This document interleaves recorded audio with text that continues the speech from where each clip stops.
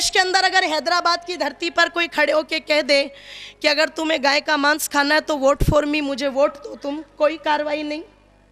ऐसी तमाम प्रकार की बातें तो होती रहती थी, अब भी होती रहती है। लेकिन बड़ा दुख हुआ उस समय जब एक इस देश के लिए अपने प्राणों को न्योछावर कर देने वाले एक क्रांतिकारी, एक युवा जिसने अपने जीवन के एक एक पल को भारत माता में समर्पित कर दिया, इस देश की आज़ादी को अपना जिसने जुनून बना लिया था, और संपूर्ण समर्पण मैं निवेदन कर दूं, आज का एक नौजवान लत में डूबा रहता है और अपनी जवानी को शराब के ठेकों पर खराब कर देता है। पर वो नौजवान जिनके दिमाग में केवल और केवल एक ही नशा भरा रहता था कि भारत माँ को आज़ादी मिलनी चाहिए, उस देश के सपूत को कुछ लोगों ने यहाँ पर आतंकवादी कहकर के पुकारा, तो उन पर कोई कार्रवाई 51 वर्ष से आप लोग सुनते आ रहे हैं। और मैं समझती हूँ इस इतिहास को भी किसी न किसी कवि के माध्यम से आप लोगों के बीच में रखा गया होगा। वो नौजवान जिसको आतंकवादी कहकर के संबोधित किया था, मैं उसके जीवन का एक छोटा सा पक्ष और चंद शब्द बीच में रखना चाहती हूँ आप सबकी अनुमति से। जेल के अंदर वो नौजवान बंद, उनकी माँ और दादी उनसे मिलने के लिए आती है। अपनी दादी को दूर से ही देख करके कहता है, माँ मैंने कहा था ना वालिदा को लेके मत आना। पंजाब में उर्दू भाषा का चलन था उस समय। जैसे ही ये कहा, माँ मैंने मना किया था ना दादी को लेकर के मत आना, वो दादी कहती है, अच्छा बेटे तू हमसे पैदा हुआ है, हम तुझसे पैदा नहीं हुए।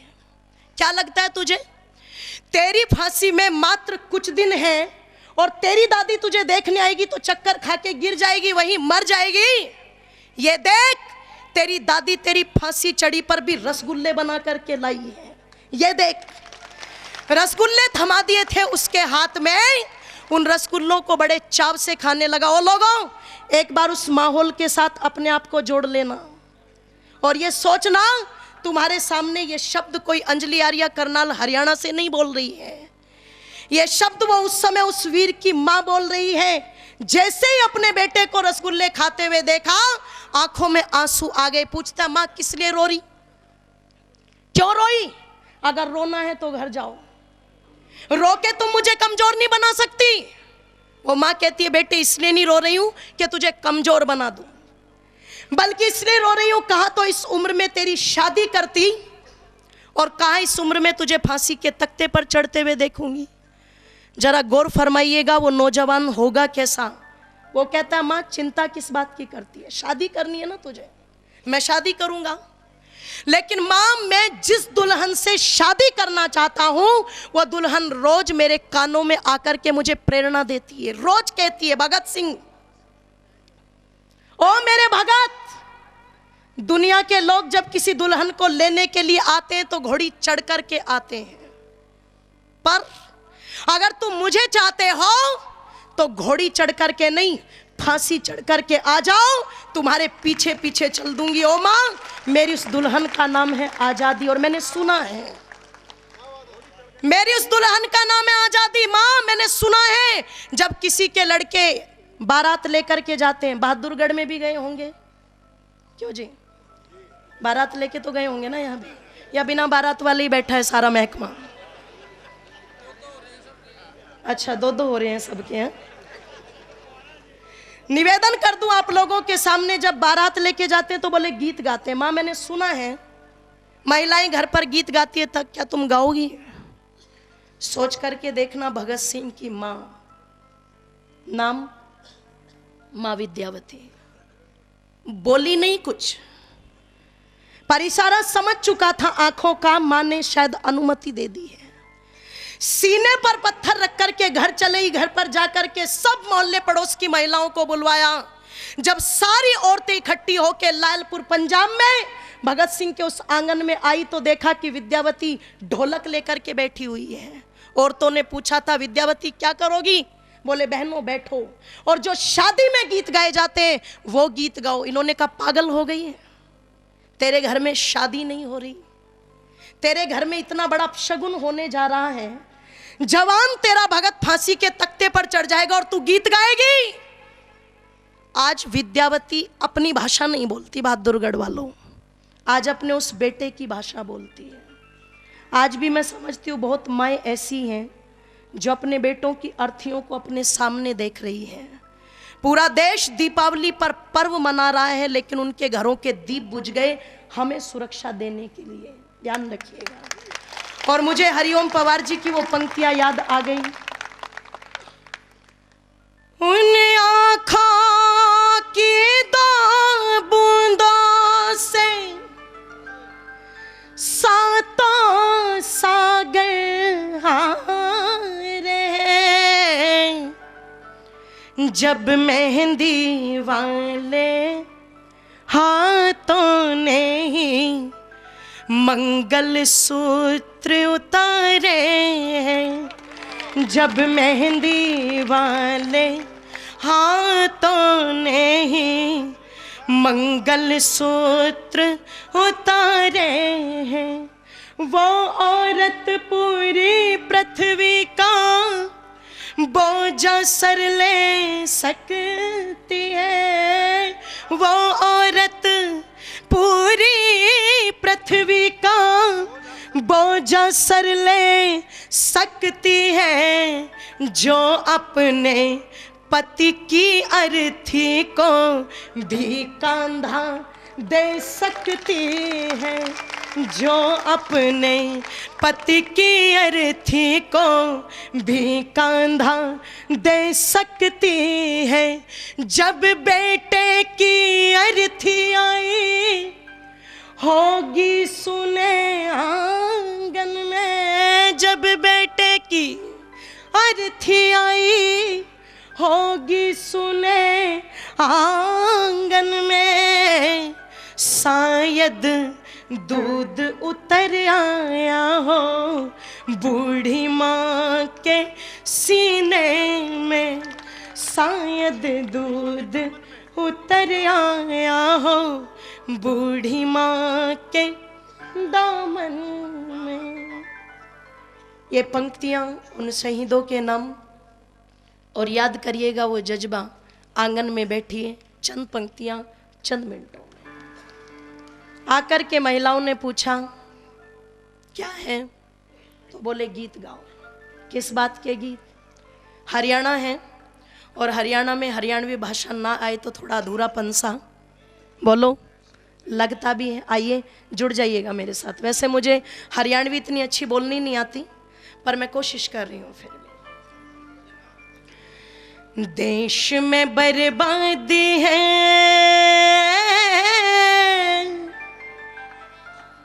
लाड़ी माँ की आजादी है, आओ बहनों गीत गाओ मेरे भगत की शादी है। देश में बर्बादी है, लाड़ी माँ की आजादी है, आओ बहनों गीत गाओ मेरे भगत की शादी है, मेरे भगत की शादी है। तालियों को ऊपर की ओर उठा दीजिएगा सभी, और उनके उन जज्बे के लिए उठाइएगा जो जज्बा कभी रहा होगा।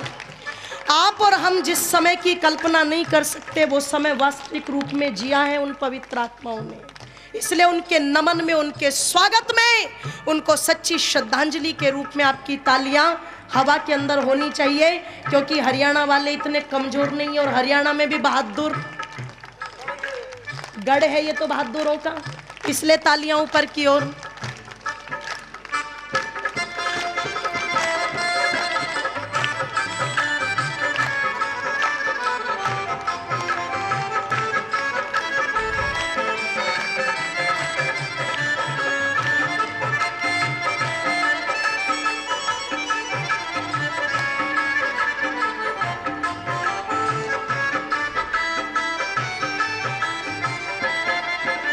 और एक एक पंक्तियों पर ध्यान आप लोगों को देना है। क्या कहा? जितने भी दुख थे दुनिया में, सबसे बेटा पार मेरा, सबसे बेटा पार मेरा।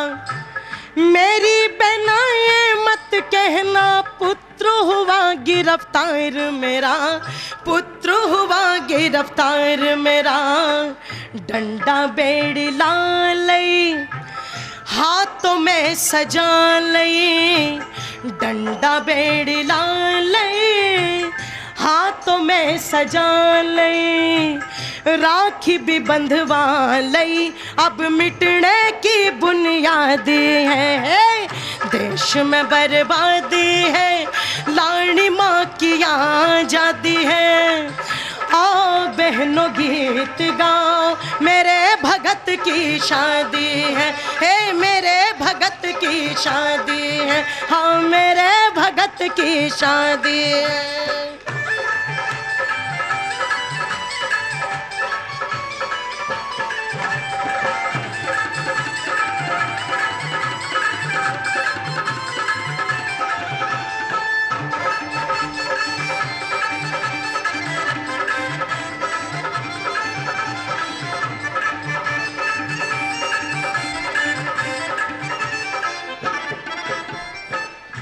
अब एक कल्पना वहां पर की गई है, और क्या कल्पना की गई है? महिलाओं ने कहा शादी में शगुन होते हैं, हल्दी लगती है, कंगना बनता है। तो सोच करके देखना अपने दिमाग को, अपने मस्तिष्क को कैसे सजा लिया था। वो विद्यावती कहती है चिंता मत करो, शगुन सारे हो रहे मेरे बेटे के जेल के अंदर। और कौन से शगुन है तो सुनो। लोहे की जंजीर डाल जो चपरासी ने पकड़ी है, चपरासी ने पकड़ी है, दुनिया वाला ये मत मानो, हाथों बीच हथकड़ी है, हाथों बीच हथकड़ी है, बंधा कंगना हाथ में, गोरे गोरे गात में, जाएगा बारात में, बारातियों का आदि है, देश में बर्बादी है, लाड़ी माँ की आजादी है। आओ बहनों गीत गाओ, मेरे भगत की शादी है, हे मेरे भगत की शादी है।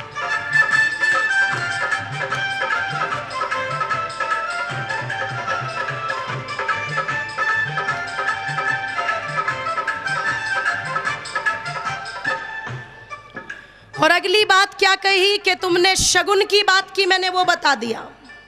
अब तुम ये भी कह सकती हो कि भगत अकेला जा रहा है, उसकी बारात कहाँ है? तो बारात भी साथ में है, और बाराती भी कोई ऐसे वैसे नहीं है, जैसे दूल्हा स्पेशल है वैसे बाराती भी। कौन है वो बाराती? राजगुरु सुख दे भगत के साथ बाराती जावेंगे, साथ बाराती जावेंगे, राजगुरु सुख दे भगत के साथ बाराती जावेंगे, साथ बाराती जावेंगे, नाते रिश्तेदार भगत को फांसी हार पहनावेंगे, फांसी हार पहनावेंगे। गाओ सखियों गाने को, देर होती है जाने को, चलो बारात चढ़ाने को, जो बहन बुआ और दादी है, देश में बर्बादी है, लाड़ी माँ की आजादी है। आओ बहनों गीत गाओ, मेरे भगत की शादी है, मेरे भगत की शादी है।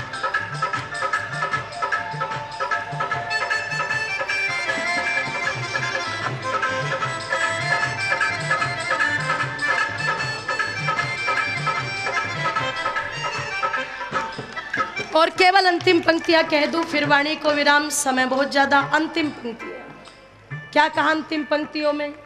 वो महिलाएं पूछती है शादी किससे कर रहा है, ये तो बता दो।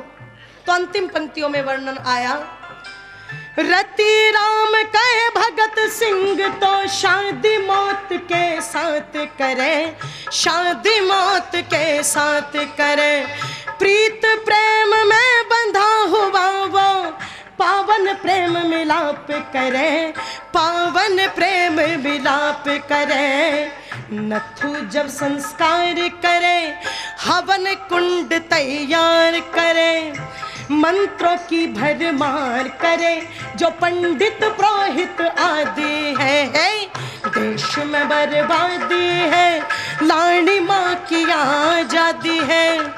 आओ बहनों गीत गाओ, मेरे भगत की शादी है मेरे भगत की शादी, हाँ मेरे भगत की शादी है। सभी का बहुत बहुत धन्यवाद।